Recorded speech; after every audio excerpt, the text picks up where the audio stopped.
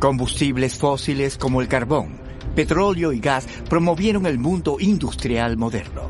La generación de energía es la espina dorsal de la civilización moderna, ya que proporciona industria, luz, calor y buenas condiciones de vida. 200 años de emisiones de combustión de CO2 han inducido un cambio climático a una velocidad nunca antes vista. Para reducir esta emergencia climática debemos usar todas las herramientas a nuestra disposición. Una tecnología crucial es la energía nuclear. El estándar internacional para las proyecciones climáticas es preparado por el Grupo Intergubernamental de Expertos sobre el Cambio Climático. Ellos no son responsables de la modelización del clima y sus observaciones son toda la ciencia detrás de la climatología o ciencia del clima, pero son la autoridad mundial que examina las incertidumbres asociadas a las diferentes proyecciones y tendencias. Y algo que hemos notado en los informes del IPCC es que salen cada 5 años y cada uno es peor que el anterior. Actualmente el mundo está atento a las malas noticias o, al peor de los casos, cada vez que sale un nuevo informe.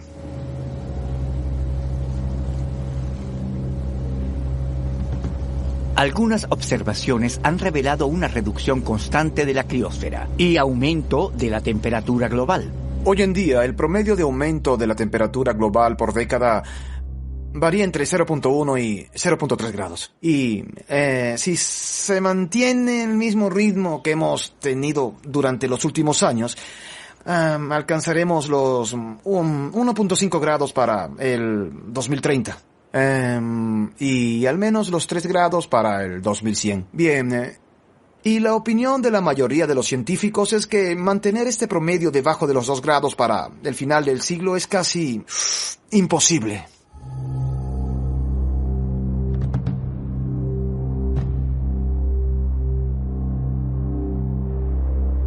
Las medidas para reducir las emisiones de carbono y el cambio climático han sido lentas. Es de vital importancia y se está volviendo primordial con cada día que pasa, porque no estamos haciendo lo suficiente de la forma más rápida y ha sido así por mucho tiempo. Cuando establecí el contexto de mi investigación sobre la energía, volví a examinar lo que ha sido nuestro proceso de estar alertas al desafío del cambio climático los últimos 30 años. Se puede ver que todas las instituciones gubernamentales e intergubernamentales se han mantenido en un estado de negación respecto a la magnitud de estos desafíos. Estos se pueden resumir en la necesidad de proporcionar una economía no contaminante para un planeta de 10.000 millones de personas con óptimas condiciones de vida, y simplemente no hemos aceptado el desafío porque no lo reconocemos. Y se demuestra porque alcanzamos una concentración de 415 partes por millón de CO2. Cuando me enfoqué en la energía nuclear era solo 390. Esto es alarmante. Estamos a punto de cambiar la naturaleza de nuestro clima en este siglo, y con ello también el modo en que ocupamos este planeta, empeorándolo. Será difícil. Así que tenemos mucho trabajo y la gente apenas se está dando cuenta de lo difícil que es esto. Algunas consecuencias son la acidificación de los océanos y el aumento del nivel del mar, convirtiéndose en un efecto invernadero. Los océanos tal vez aumentarán entre 0.2 y 0.5 metros para finales de siglo, aunque eso depende de un modelo de fusión gradual. Y como vemos ahora en el hielo del Ártico y en la capa de hielo de Groenlandia, tal vez será un cambio más catastrófico. Además, los datos paleo de los pulsos de masa de hielo y agua dulce a través de los distintos eventos glaciales e interglaciales de los últimos 2000 años, más o menos, demuestran que no fue algo gradual. Así que tuvimos estos enormes pulsos provenientes del Atlántico Norte que aumentaron los niveles del mar unos cuantos metros en menos de unos pocos siglos y podrían aumentar mucho más.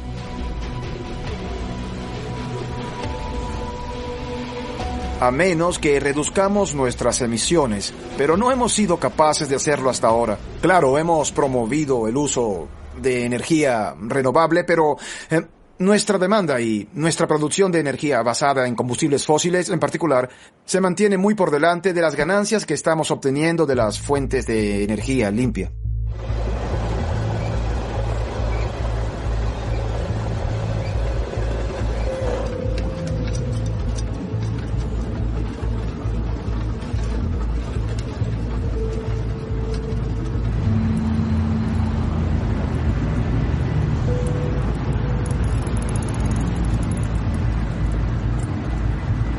Otra consecuencia de la quema de carbón ha sido la contaminación del aire. Sus efectos en las poblaciones han sido dramáticos. Según las estimaciones, solo en la India entre 2011 y 2012 hubo 111 centrales eléctricas de carbón. Como resultado, el país registró entre 80.000 y 115.000 muertes prematuras y más de 20 millones de casos de asma.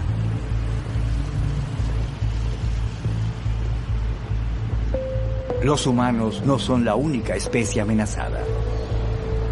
En realidad estamos manejando mucho mejor el efecto en la vida de las plantas, los insectos y animales grandes, incluyéndonos, claro. Y eso es en parte gracias a mejores predicciones y también a mejores observaciones de lo que ocurre hoy en día, pero también mirando al pasado. Lo que sí sabemos, al menos de los últimos ciclos glaciales que se remontan a varios cientos de miles de años, es que cuando se produjeron los eventos de calentamiento, se originaron las grandes extinciones. Se perdieron los mamús, los tigres dientes de sable y toda esa vida en Australia. En la mayoría de los casos, esto fue sinónimo de un calentamiento, o en el caso específico de Australia, lo fue la llegada de los humanos. Fueron como 2 golpes seguidos. Y eso fue en el transcurso de miles de años. Ahora tenemos una tasa de cambio mucho mayor y hay una adaptación hasta cierto punto. Pero en las áreas donde la gama térmica es bastante baja, por ejemplo en los trópicos, aunque en promedio es más alta, la variación es muy pequeña día a día o estación a estación. Ahí es más que probable que tengamos las mayores tasas de extinción. Hemos hecho algunos otros modelos de este tipo que son aún más aterradores porque la mayoría de ellos están condicionados a exceder los umbrales térmicos y una vez que una especie X supera su tolerancia térmica, la especie se extingue. Luego se observan las tolerancias térmicas específicas de la especie y se calcula cuántas se perderán. Si se hace de este modo, se ve una pérdida entre el 5 y 10% para finales de siglo según las proyecciones, solo por el cambio climático. Eso sin incluir nada como la sobreexplotación o deforestación, especies invasoras o contaminación o algo así, solo es algo adicional.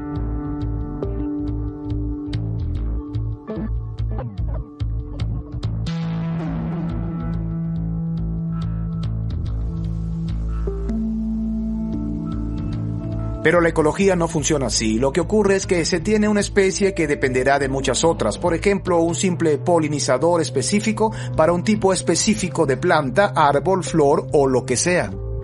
Cuando el polinizador se extingue, también lo hace la planta. O puede ocurrir al revés. A su vez, están los depredadores que cazan una presa específica. Cuando la presa se extingue, el depredador también. Llamamos a esto cascadas de extinción. Hicimos un trabajo el año anterior que demostró que no tener en cuenta estas cascadas de extinción subestima el efecto del cambio climático hasta 10 veces en un escenario de calentamiento. No solo eso, cuando se trata de piratear el sistema, porque esas tierras que estamos haciendo son virtuales, y creamos el peor de los escenarios para conseguir la tasa de extinción más rápida para la aniquilación total. Imita casi exactamente lo que sucede con el escenario de calentamiento. Es que incluso yo que recibo noticias terribles todos los días, estaba muy sorprendido por ese tipo de información. No tenemos idea de lo malo que será.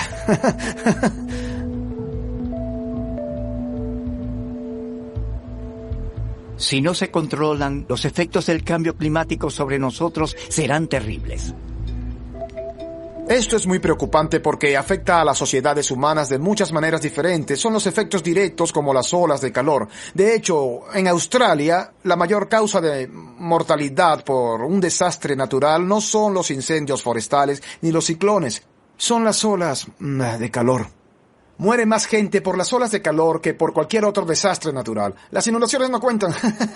Bueno, ese es un efecto directo, pero también tenemos efectos indirectos, y uno de ellos es el suministro de alimentos. Ahora bien, mucha gente podría estar pensando en ese tipo de producción óptima como un umbral para la mayoría de los principales cultivos del planeta. Eso tal vez sea cierto, podría intensificar la producción, pero en general, si nos fijamos en los principales tipos de cultivos, como el trigo, por cada grado que aumenta, la producción se reduce un 6%. Eso considerando una predicción lineal, lo cual es poco probable. Pero el agua es otro tema, puesto que ya hemos reducido la mitad de la disponibilidad de agua por persona en todo el planeta desde los años 60. Eso es, claro, una fusión del crecimiento de la población, pero el agua se está volviendo más escasa y más restringida en áreas particulares. Si tenemos grandes emergencias de agua en lugares como Somalia o toda esa región del subcontinente, habrá casi 3.000 millones de personas que dependan de esa fuente de agua. Personas que tendrán que encontrar agua en otro lugar. Ya está empezando a suceder en la India. Australia no es ajena a la escasez de agua. Somos el continente habitado más seco y aún así pudimos cultivar cosas como el arroz. Y al parecer no podemos manejar bien nuestro río más grande, así que si ni siquiera podemos nosotros, los otros países tampoco lo harán. No solo eso. La población humana crecerá alrededor de un 35% para 2050, así que alcanzaremos los 10.000 millones para ese año. Es probable que superemos los 11.500 millones para finales de siglo, y debido a que la mayor parte de ese crecimiento se da en países en desarrollo, tendremos que duplicar el suministro de alimentos para el 2050 solo para mantener el ritmo, porque muchas de estas naciones comen más carne, que es más exigente tanto en agua como en alimentos, y eso trae consigo un aumento asociado de emisiones. Y si se piensa en las emisiones de la producción de electricidad, solo representan un tercio del total de las emisiones de un país. La agricultura es otro tercio. Debemos observar el lado agrícola de la situación para reducir el cambio climático, además del suministro de electricidad.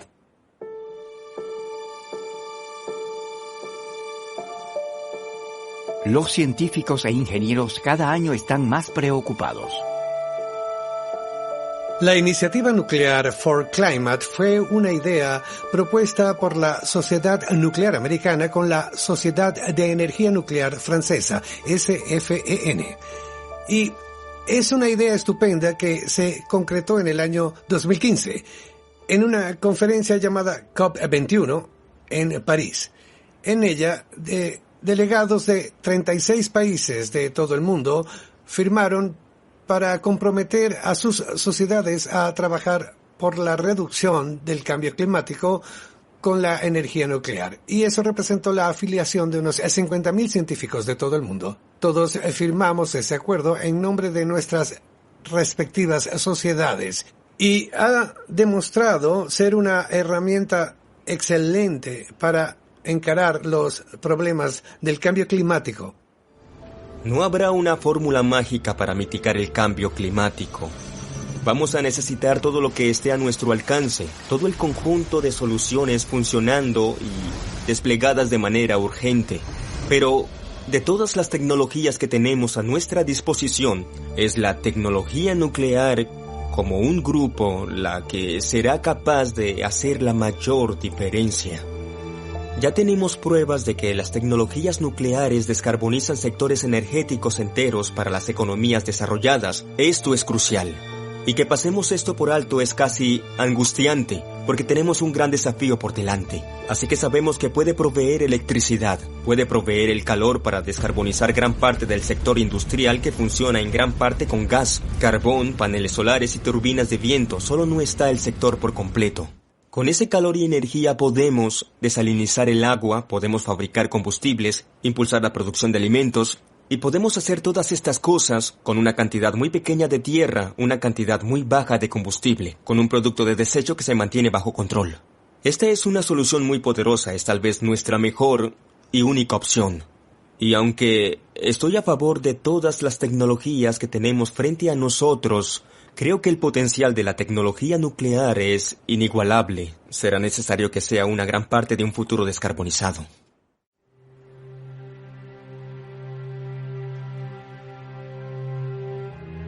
El mundo necesita energía y los combustibles fósiles deben ser reemplazados por energía limpia renovable. No se trata solo de carbón. Necesitamos reemplazar los combustibles de petróleo de nuestros vehículos livianos y vehículos pesados. Necesitamos poner más electricidad en nuestros sistemas de trenes, no diésel. Necesitamos reemplazar la fundición de metales por la reducción de hidrógeno en lugar de la reducción de carbono. Por eso hay toda una serie de procesos industriales de transporte que requerirían más reactores en el futuro. Y habrá diferentes reactores, unos de alta temperatura que son capaces de hacer frente a estos procesos industriales. Como primer ejemplo, tenemos el reactor de energía terrestre que se está desarrollando. Este es un reactor del tipo de combustible fundido, de tipo de sal fundida. Tienen grandes ventajas porque esos reactores no funcionan a presiones elevadas, sino que funcionan a temperaturas elevadas, capaces de participar en procesos industriales que necesitan calor elevado. Sí, una de las mayores limitaciones de las fuentes de energía limpia, no nucleares como la solar, geotérmica y eólica, es que deben ser colocadas donde esté la luz del sol, el viento y el calor. Para ello se necesita una vasta red de transmisión y no suele darse en lugares con las mayores demandas, mientras que un pequeño reactor modular puede estar cerca de la fuente de electricidad o de calor industrial de mayor demanda. Esa es otra cosa que proporciona la energía nuclear, las altas temperaturas que necesitamos para los procesos industriales que no podemos lograr aún, al menos con energías renovables. Así que se pueden reducir los costos de transmisión colocándolos en cualquier lugar que se necesiten, sin preocuparse por los requerimientos de transmisión y la pérdida de energía que conlleva el transportarlos por largas distancias.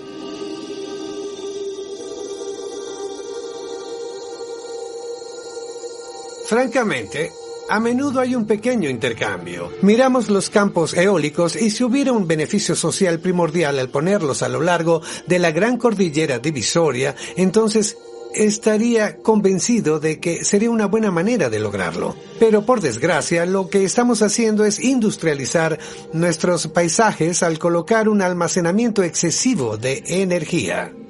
La cantidad de energía en las presas e involucrada en algunos de los proyectos de energía hidroeléctrica más grandes del mundo, como el sistema de Mekong en Vietnam, tiene un impacto ambiental enorme en esos ambientes locales. Uno de los motivos para involucrarme en esto fue conocer los verdaderos beneficios ecológicos de los diferentes sistemas de energía. Si retomamos el tema de la huella de carbono de la energía nuclear versus todos los demás sistemas de energía, la energía nuclear utiliza muy pocos materiales y puede durar hasta un siglo. Los sistemas se despliegan como el eólico, que requiere cerca de 13 veces más materiales que las centrales nucleares, y el fotovoltaico, que usa de 10 a 13 veces más materiales que un reactor de energía nuclear. Pero eso no es lo peor, sino usar almacenamiento de baterías. Y cuando comenzamos a usar baterías muy costosas, con todos los procesos químicos involucrados y su baja vida útil, debido a que las baterías se agotan, duran de 5 a 10 años y deben cambiarse. Veremos enormes problemas de contaminación con el industrialismo en torno a la situación de los sistemas de baterías. Y veremos que este tipo de sistemas usan 20 o 30 veces más materiales que las plantas de energía nuclear. No hay nada más económico en Australia que el carbón. Hay que tener eso claro. Sin embargo, lo que estamos viendo es que la gente está tratando de poner fuentes intermitentes de energía eólica y solar en la red. Y veremos, a medida que se expanda, veremos sistemas de respaldo en constante crecimiento para permitir que esas energías funcionen. Esto incluirá, como dijimos antes, cosas como las turbinas de gas con todos sus problemas. En ese caso vamos a tener todo un conjunto de equipos inutilizados. La red creada alrededor de esto tendrá los mismos factores de capacidad que los generadores, la cual bajará entre un 20 o 30%. Tendremos los mismos problemas con cualquier dispositivo de almacenamiento que tengamos y será el poco uso de todos estos equipos lo que aumentará paralelamente su costo. Así pues, en el futuro, a pesar de tener un sistema cada vez más renovable, será evidente que no estará operando con eficiencia comercial. Lo que obtenemos de la energía nuclear es un sistema compacto. Podemos maximizar el uso de nuestra red existente, de nuestros recursos de refrigeración de agua, de nuestros sistemas de transporte, del ferrocarril. Todo este equipo que tenemos actualmente podemos aprovecharlo al máximo. Y claro, los reactores funcionarán el 90% del tiempo. Será un proceso continuo. Así que aunque el costo individual sea alto, se reducirá a un efecto sistemático por su continua disponibilidad sin requerir todo el equipo inutilizado.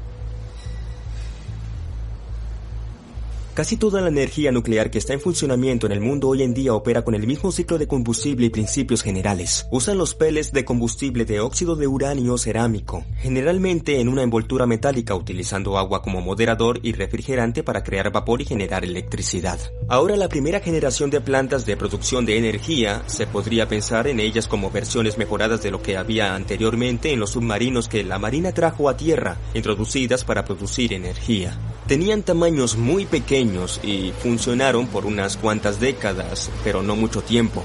Esos diseños los mejoraron en la segunda generación, mucho más grandes y en mayor cantidad. Esa es la mayor parte de la energía nuclear en funcionamiento hoy en día, la generación 2. Es el mismo ciclo de combustible básico, pero se convirtieron en una propuesta comercial y tuvieron mucho éxito. Así que en todo el mundo donde se han desplegado en general se ve una energía estable y confiable, que opera a muy buen precio en las economías que la utilizan.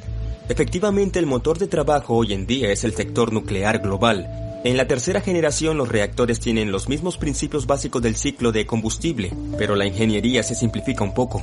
Unos pocos sistemas activos, más sistemas pasivos para la seguridad, el diseño un poco más simple. En realidad no hay muchos de esos reactores operando en el mundo ahora, pero los que fueron construidos particularmente en Japón fueron hechos muy rápido y funcionan de nuevo con mucho éxito. Luego tenemos los reactores de la cuarta generación. Es ahí donde la paleta se abre a muchas nuevas y emocionantes opciones tecnológicas. La visión del mundo, lo que vemos internacionalmente.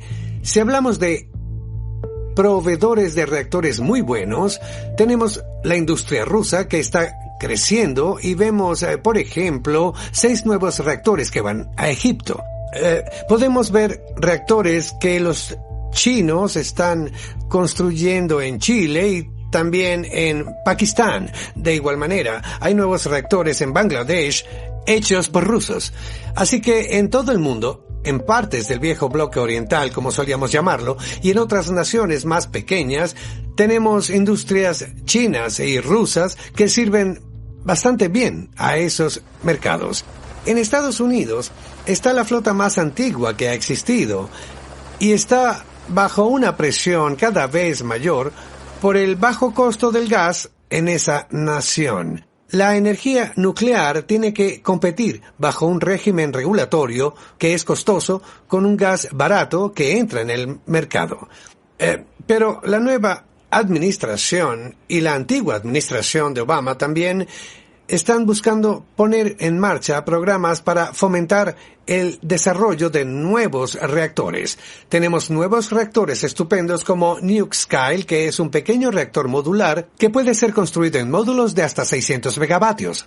Ese es un reactor de agua ligera que utiliza la misma tecnología fundamental del ciclo de combustible, pero con un tamaño muy reducido. Es un pequeño conjunto de hasta 12 pequeños reactores que lo hacen muy ágil y capaz de cargar el reactor con temperaturas muy altas al salir, y que se encuentra en licencia en este momento con el cliente listo al finalizar. Es muy emocionante. Si nos fijamos en el reactor de sal fundida integral de energía terrestre del equipo canadiense, está pasando por el regulador canadiense, está en la fase 2 de su revisión previa a la licencia. Se construirá en la década de 2020, así que creo que debemos monitorear estas cosas paso a paso y tratarlas de esta manera. Pero ahora creo que podemos decir con confianza que nos dirigimos hacia algo innovador. Esto ofrecerá a las economías avanzadas que ya no están construyendo centrales eléctricas masivas una opción muy buena para cambiar sus combustibles fósiles y de manera gradual pero muy rápida cambiar y hacer la transición a fuentes de energía limpia. La verdadera potencia actual en el desarrollo de reactores está en el norte de Asia, especialmente en Corea del Sur. Recientemente se ha completado la construcción de 5,6 gigavatios en 4 reactores en los Emiratos Árabes Unidos, y lo han hecho en el clima más duro del mundo para cualquier tipo de construcción. Y han procedido con tal disciplina que el proyecto supera las expectativas. Mientras tanto, vemos un retroceso político y vimos al presidente Moon de Corea, por ejemplo, quien fue elegido porque iba a dar marcha atrás al programa, y ahora vemos encuestas en Corea del Sur con un 70% de la gente a favor de la energía nuclear. Luego de su elección, hubo un jurado civil en Corea del Sur que determinó que los reactores 5 y 6 de Shenkara debían seguir construyéndose. Hay lo que yo llamaría un retroceso, ya que el proceso político, como vemos a menudo, hace que un político promueva políticas polarizadas, opuestas a las del gobierno anterior para ganarse a la gente. Es muy triste la naturaleza de la política. Esto lo vimos también con el presidente Macron en Francia, donde fue elegido inicialmente gracias a la manipulación de la flota nuclear francesa, y también pudimos ver que hace 2 semanas salió un informe en el que abogan por la construcción de 6 nuevos reactores y anuncian la dimisión de su ministro de Energía y Medio Ambiente por ese tipo de cosas. Así, el presidente de Francia se ha dado cuenta, por ejemplo, del enorme beneficio que supone la energía nuclear con bajas emisiones de carbono en Europa, y lo contrasta con la terrible situación que tienen en Alemania, donde están reduciendo su flota nuclear, sus emisiones supuestamente estabilizadas. De hecho, están aumentando ligeramente. Dudo que vayan a lograr sus objetivos. Están desarrollando minas de lignito y sus emisiones han aumentado alrededor de 500 gramos por kilovatio por hora, comparado con las emisiones francesas, que han bajado en un 40%, alrededor de una 12ª parte de las emisiones alemanas. Y así en todo el mundo recibimos una reevaluación de la gente, particularmente como resultado de Fukushima. Pero luego vemos cambios en sus resoluciones. Los hemos visto en Taiwán, donde están reevaluando sus decisiones y están a favor de mantener la energía nuclear. Alemania es el clásico caso de lo que no se debe hacer. El suministro de energía fue un fracaso masivo. Actualmente gastan cerca de $500 millones para mejorar su transición a la energía renovable sin reducir ninguna de sus emisiones, porque eligieron dejar la energía nuclear y optaron por el lignito como base u otra fuente primaria de electricidad. Así que no queremos hacer lo que Alemania hace. Incluso hay mucha presión en lugares como Japón y Corea del Sur para hacer lo mismo, cuando se tienen éxitos evidentes como Francia, Suecia y Ontario en Canadá. Ontario es el tipo de ejemplo real de lo que queremos ser capaces de lograr. También tienen mucha energía hidroeléctrica, pero sus emisiones son de las más bajas del planeta. Son sociedades muy ricas y funcionales en el mundo desarrollado. En verdad creo que es el ícono al que debemos aspirar. Francia es otro ejemplo. Es decir, en lo único que piensas cuando piensas en Francia es en la gastronomía y el vino y todo eso. Por lo general no creemos que esa imagen se haya arruinado por el hecho de que sea uno de los países más nuclearizados del planeta. Así que creo que tener ese tipo de demostración de que funciona la energía nuclear es la verdadera razón por la que no deberíamos cerrarlo, sino poner más. Si observamos lugares como China, India, gran parte de Oriente Medio, están implantando la energía nuclear a un ritmo que nos deja atónitos, y lo están haciendo porque lo necesitan. En algunos de estos países no se puede respirar aire, así que ese es un impulso. Eso es lo que está ocurriendo. El desarrollo y consumo masivo significa que necesitan mucha electricidad. Si esos países van por ese camino, deberíamos considerarlo también. En total, hay 450 reactores nucleares que suministran solo el 10% de la electricidad del mundo. Actualmente se está construyendo 50 reactores en 15 países. La mayoría son de diseño pasivo avanzado. Una de las grandes virtudes de la serie de reactores APR que los coreanos desarrollaron es que el AP significa pasivo avanzado en inglés. Y lo que hemos visto, gracias a lo que llamamos reactores de generación 3 y generación 3 Plus, es que tienen la habilidad de apagarse pasivamente sin intervención humana alguna, en caso de fallas o de desviaciones de las operaciones adecuadas. También obtenemos otros beneficios de esos reactores, como la inyección de núcleo a presión. Se puede introducir agua en el reactor o inundar toda la zona del reactor, lo que evitaría problemas como el que ocurrió en Fukushima, por ejemplo. Hay un conjunto significativo de nuevos avances que se están introduciendo en la serie de reactores AP que no existían en los anteriores y que se incorporarán a los reactores que se utilizarían en Australia.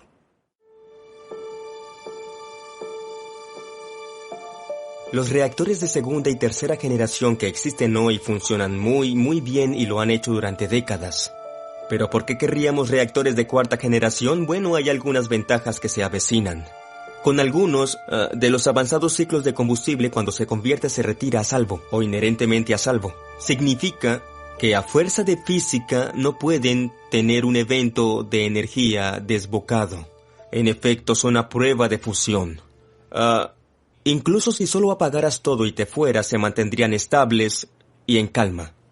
Esto ofrece algunas ventajas, reduce el riesgo de los proyectos en términos de ubicación, que requieren zonas de planificación de emergencia más pequeñas que puedan ser integradas más cómodamente en entornos industriales. Pueden conectarse más fácilmente a las redes. Los materiales se vuelven más ligeros. Muchos de estos diseños funcionarán a presión atmosférica. Así que en lugar de presurizar el agua muy fuerte, como su refrigerante, porque usan refrigerante especial, tienen una estructura más ligera. No hay presión que contenga energía, así que se convierten en diseños más simples.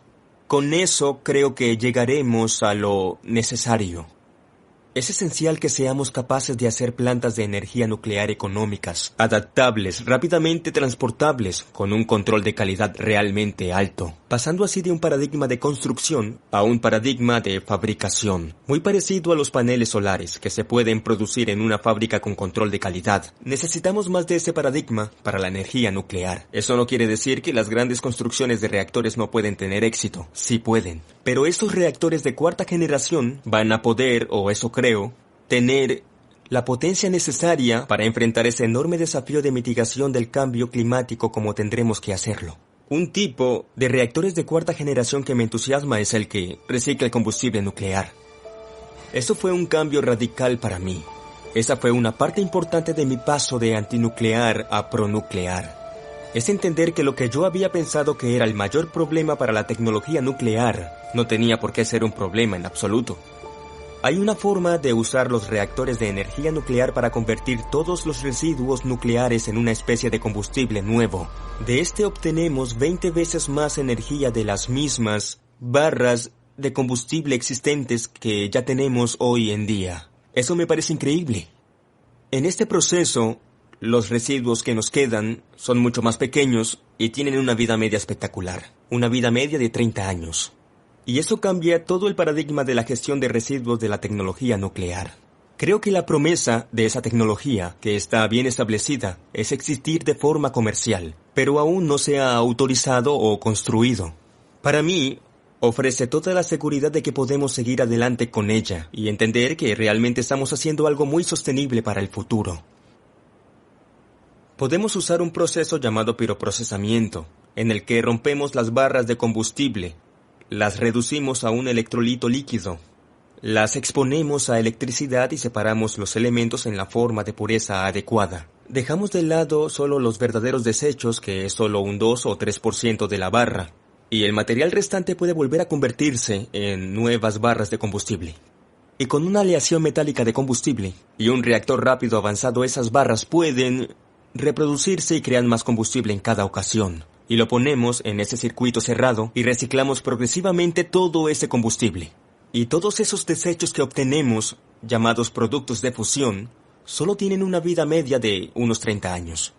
Así que, de repente me sentí un poco sorprendido cuando un desafío pasó de cosas con 24.000 años de vida media y 250.000 años a algo con 30 años de vida media o 300 años de gestión. Se trata de un paradigma completamente diferente que abre un enorme abanico de opciones para eliminación responsable de desechos. Entre ellas destaca la obtención de 20 veces más energía sin carbono a partir del mismo combustible que ya tenemos. No podemos subestimar esta energía. En realidad significa que si se toma todo el combustible nuclear existente en el mundo, si también se añade el uranio empobrecido, el que proviene del proceso de enriquecimiento, hay suficiente combustible para abastecer a 10.000 millones de personas con altos estándares durante cientos de años, simple.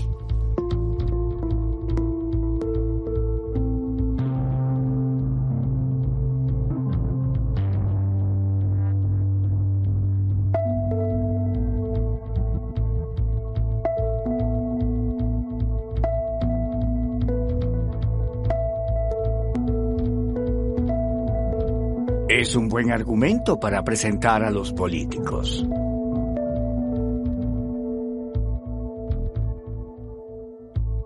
Estoy un poco cansado de ser un científico y de haber interactuado con políticos por tantos años. En todo caso, los políticos escuchan cada vez menos a los científicos. Por sí sola, la emergencia climática, aunque esté cada vez más respaldada por científicos con este tipo de soluciones tecnológicas o contribuciones, no será suficiente. Creo que tenemos que mejorar en la comercialización del mensaje y entender los pros y los contras un poco más y tratar de separar las emociones de las decisiones racionales. Porque cuando analizamos esto, incluyendo todo, no solo los costos, sino la seguridad y la economía de los efectos a largo plazo y obviamente las tasas de reducción y emisiones, ellos hablan por sí mismos y tenemos que superar la asociación negativa a largo plazo con la palabra con N e intentar mostrar a la gente que realmente no tenemos elección. Eso es lo que pienso. A menudo le digo a la gente, incluso si implementáramos la tecnología de la generación 2, volviendo a los casos de Fukushima y de Chernóbil, o antes de eso, e incluso si eso fuera todo lo que estuviera disponible, la magnitud y la emergencia de lo que está sucediendo hoy en día solo en términos de clima, significa que aunque tuviéramos derretimientos, todavía valdría la pena porque en promedio aún seguiríamos adelante. Claro, no necesitamos depender de esta tecnología, así que es mucho mejor, pero yo estaría dispuesto. Tengo un pequeño terreno en Adelaide Hills y si alguien me dijera, tenemos un pequeño reactor modular y necesitamos espacio para él, me ofrecería enseguida. Y dirijo una granja. Y bueno, es hasta ese punto que necesitamos este tipo de tecnología. Y ha habido otros precedentes de este tipo de cosas en todo el mundo. Desde los años 70 hasta los años 90, Francia construyó 58 reactores en un periodo de 22 años, y lo hicieron antes de la llegada de la computadora personal en el lugar de trabajo, así que estaban muy adelantados a su tiempo. Reemplazaríamos las centrales eléctricas de carbón que se retirarán desde ahora hasta 2042. Son 20 gigavatios de energía que saldrán del sistema y los reemplazaríamos por 20 gigavatios o unos 20 reactores de energía en toda Australia. Eso sería un programa de construcción en curso. Hay que hacer un esfuerzo para concientizar a la gente sobre la palabra nuclear. No es armamento nuclear solamente. Deben saber que este es un tipo de energía más segura de lo que piensan. La gente no procesa el riesgo. En un sentido probabilístico, no somos robots. Mucha gente necesita entrenamiento para hacer eso. Y pensar que haya un problema con una tecnología particular o que no se implemente una, ya que es difícil de entender sin una metáfora y una analogía, y hay mucha información disponible para ellos. Me anima mucho que parezca posible si consideramos lugares como el Reino Unido, si consideramos a Finlandia. Podemos ver un buen consenso político fuerte y creciente en torno al cambio climático y la energía que se ha vuelto tecnológicamente inclusiva. Existen modelos y plantillas para este tipo de politización exhaustiva de la energía nuclear. Será difícil. Se necesita que la gente hable y dé un buen ejemplo. Trato de dar el ejemplo desde el punto de vista de una persona preocupada por el cambio climático que trata de construir puentes y aportar. En realidad, lo hago para que otras personas vean que puedo ser un partidario de estas tecnologías. Y eso no significa decir adiós a los valores ambientales que aprecio, porque no es así. Es sumamente coherente con esos valores ambientales y cuando la gente puede sentir eso, se siente mucho más confiada para subir a bordo y tener una discusión politizada de energía nuclear. Es un gran desafío y cada vez que hablamos y damos nuestra opinión sobre este tema nos desafía a avanzar y no volver a caer en viejos patrones y hábitos. Creo que si buscamos liderazgo para este tipo de tecnología, no lo encontraremos en nuestros políticos. Pero necesitamos que los políticos estén al tanto porque la energía nuclear para la producción de electricidad en Australia es ilegal.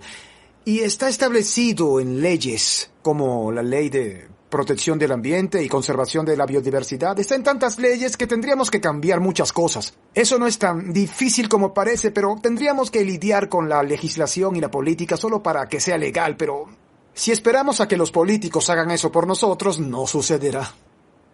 Considero que la generación más joven es la clave de casi todos los problemas que tenemos hoy en día en materia de medio ambiente, pero tiene que ser en toda la sociedad. Creo que si queremos que se acepte la implantación de la energía nuclear, por ejemplo, en Australia, tenemos que hacerlo de forma general, más material educativo, más entrenamiento, más promoción y sin duda más discusión. Muchas personas, y me incluyo, han tratado de concientizar un poco más sobre estas cuestiones y cada vez hay más información útil.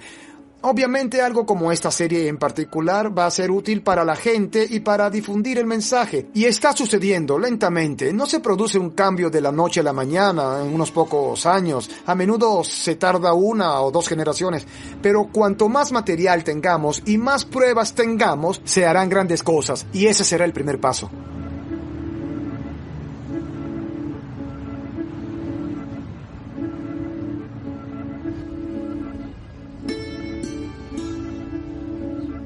¿Y qué ocurre con los nuevos combustibles, como el hidrógeno? El hidrógeno tiene ciertas ventajas y desventajas. Por ejemplo, es muy difícil de mover.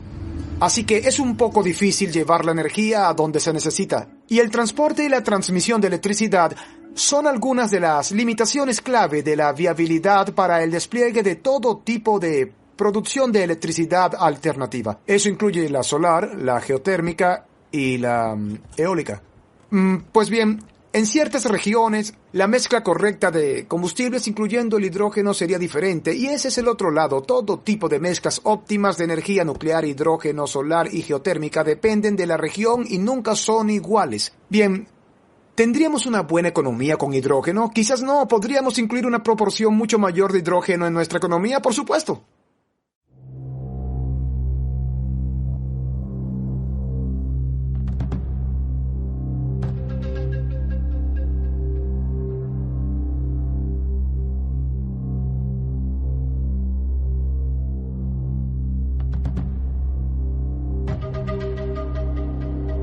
¿Y la promesa de la energía de fusión?